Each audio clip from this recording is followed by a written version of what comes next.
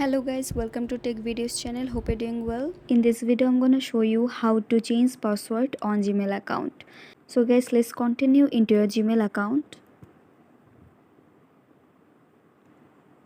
and then tap on the profile icon. Now tap on Google account.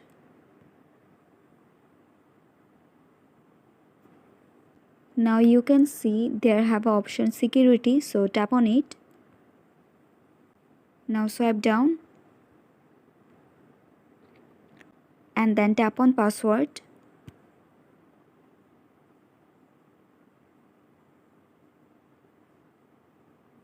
And guys, at first you have to enter your present password here because they will verify you. So now I'm entering my password here. And guys, after entering the password, just tap on next.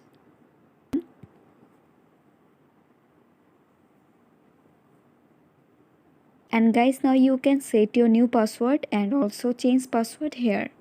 So guys, that's it, and that's how you can change password on Gmail account very easily.